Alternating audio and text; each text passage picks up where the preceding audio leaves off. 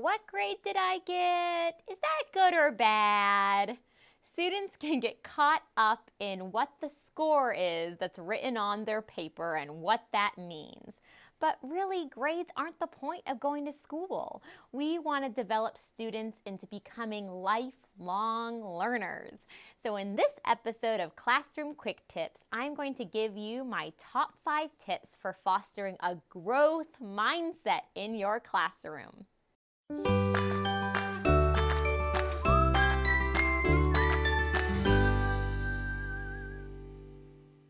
Tip number 1, student goal setting.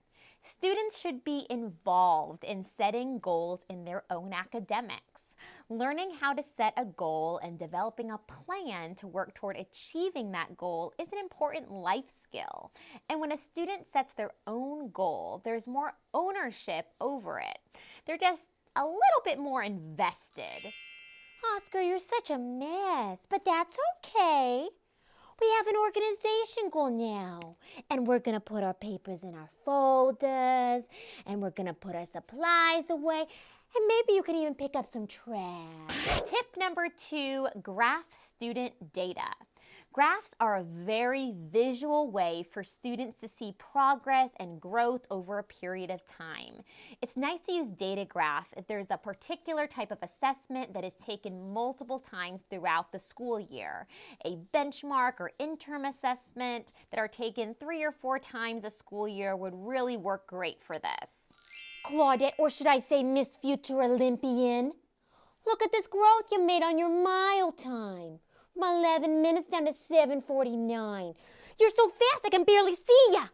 You're so fast.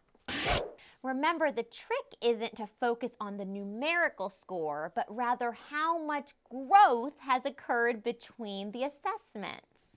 This way, students, no matter how low they began the year, know that they're being recognized for their hard work and progress rather than achieving the highest score possible. Tip number 3, student rubrics. Don't wait until after students turn in their projects or writing assignments to give them a rubric. You should be giving it to them at the beginning of the assignment. Before turning their work into you, have students grade themselves on that same rubric. This way they can be reflective about their work they're turning in and determine, hopefully on their own, what are some areas they still need to improve in and work on. Jennifer, I see your rubric. And I see this old sad face. That makes me a little sad. But not that sad, because that means we can get better. Because we have a growth mindset. So we're going to get better in this area. Tip number 4 is student reflections.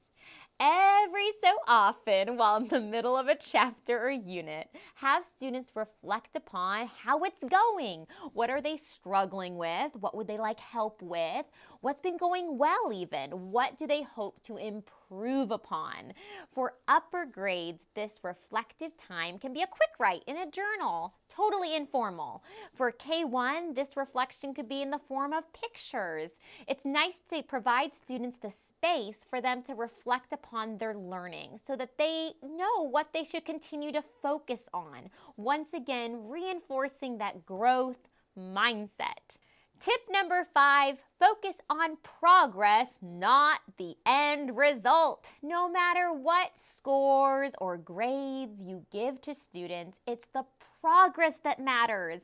In order to discourage students from focusing on the end grade or score, it's important that we ourselves emphasize the growth at all times.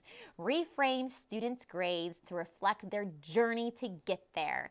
We want students to continue to stay motivated to push themselves to success, and acknowledging that progress helps keep the momentum going. The last thing we want for our students is for them to feel defeated. How is fostering a growth mindset going in your classroom? I'd love to hear from you, so please comment below. I'm Beth Cunningham Murray. Thank you so much for watching. Also, if you'd like the transcripts to this episode or any other episodes of Classroom Quick Tips, please go to classroomquicktips.com. I appreciate so much your support. If you liked today's episode, please subscribe and ring that bell. Thank you for watching.